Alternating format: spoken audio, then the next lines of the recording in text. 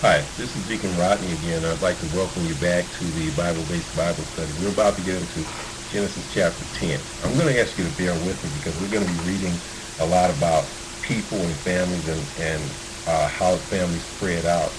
So a lot of times, and to most people who even read the Bible, this gets boring.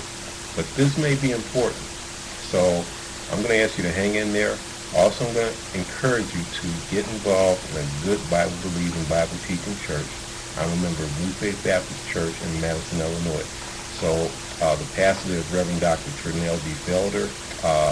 He's an awesome pastor. His wife is Reverend Dr. Alexis L. Felder, a wonderful preacher. Come and join us. I encourage you, and you will have a great time, a blessed time. So here I am, about to start the reading of Genesis chapter 10. Please stay awake and stay with me. This is the account of Shem, Ham, and Japheth, Noah's sons, who themselves had sons after the flood. The sons of Japheth: Gomer, Magog, Madai, Javan, Tubal, Meshach, and Tyrus. The sons of Gomer: Ashkenaz, Repha, and Togarmah. The sons of Javan: Elisha, Tarshish, the Kittim, and the Rodanim. From these, the maritime people spread out into their territories by their clans within their nations, each with its own language. This happened later, and we'll get to when that happened, but these are just the lines. The sons of Ham: Cush, Mizraim, Put, Canaan. The sons of Cush: Seba, Havilah, Saba, Sapta, Rama, and Septeka. The sons of Rama: Sheba and Dedan. Cush was the father of Nimrod, who grew to be a mighty warrior on the earth. He was a mighty hunter before the Lord. That is why it is said, like Nimrod, a mighty hunter before the Lord.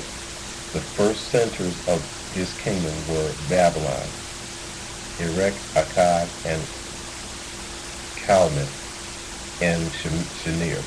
From that land he went to Assyria, where he built Nineveh, Rehoboth, Ir, Kala, and Reza, which is between Nineveh and Calah.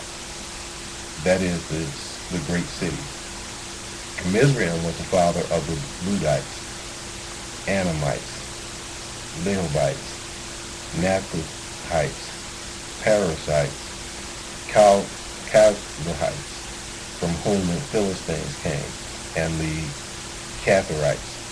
Canaan was the father of Sidon, and his firstborn, and of the Hittites, Jebusites, Amorites, Girgashites, Hivites, Urkites, Sinites, Arvadites, Zemarites, and Hamathites. Now remember, Canaan was the one that was cursed, but look at who he's the father of. The Jebusites, the firstborn, the Amorites, Girgashites, Havites, Arkites, Sinites, Arvadites, Zemarites, and Hamathites. So, keep that in mind. So when you talk about who's supposed to be a slave, just make sure you get it straight. Later, the Canaanite clan scattered, and the borders of Canaan reached from Sidon toward Gerar, as far as Gaza, and then towards Sodom, Gomorrah, Admah, and Zeboim, as far as Lasha. These are the sons of Ham, by their clans and languages in their territories and nations. Semites. Sons were also born to Shem, whose older brother was Japheth. Shem was the ancestor of all the sons of Eber. The sons of Shem: Elam, Asher, Arphaxad, Lud, Aram. The sons of Aram: Uz, Hul, Jether, and Meshech. Arphaxad was the father of Shelah, and Shelah the father of Eber.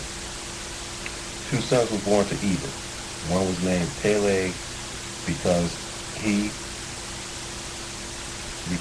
in his time the earth was divided. His brother was named Joktan.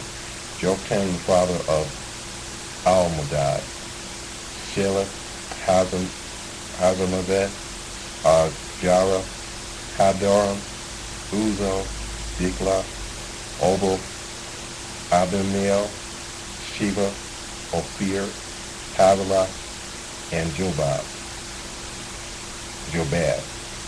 All these were the sons of Joktan. The region where they lived stretched from Mesha toward Shafar in the eastern hill country. These are the sons of Shem by their clans and languages in their territories and nations. These are the clans of Noah's sons, according to their lines of descent, with their nations. From these, the nations spread out over the earth after the flood. Now, this is what Moses is telling us. Again, this happened long before Moses was born. So he got this information. Either it was passed down generation to generation, and he had the ability to get it this accurate, or that doesn't really sound like he would be able to do that. Or the other thing is, it could have been one of those things where, as he said, he got this from God. He got this information from God. Not only would Moses be limited and restricted being a man, but also if you look at the fact that he was educated in Egypt, even the Pharaoh or the kings would have been restricted. So the only way he could have gotten this was that he was a man, inspired of God, and he had the ability to get this detailed information. And we have to believe that Moses did not lie to us. Otherwise, there's no point in studying this stuff at all. So these are the lines the way people were spread out from Noah and his three sons. Next, we're going to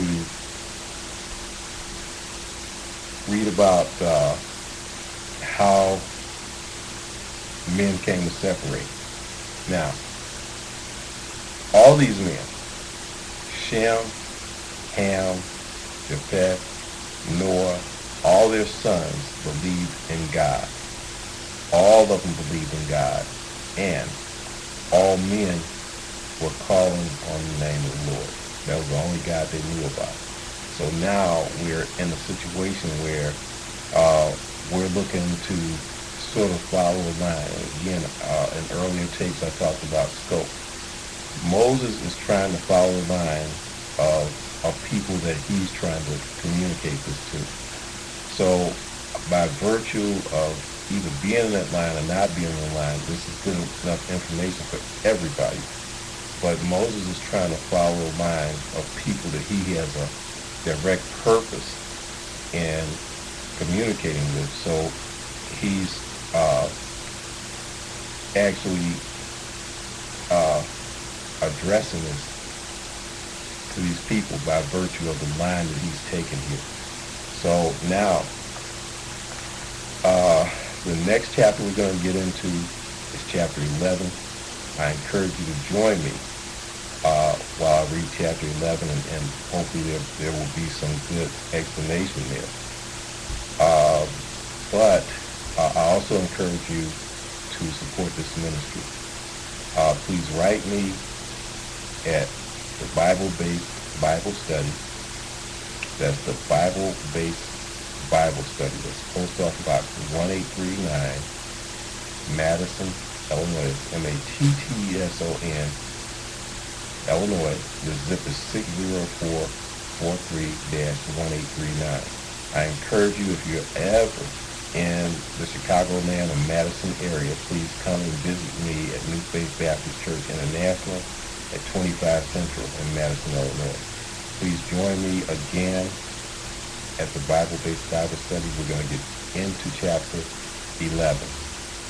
And it's going to start getting interesting because pretty soon we're going to start talking about this Abraham that all these nations cling to as the father of their religion and the father of faith.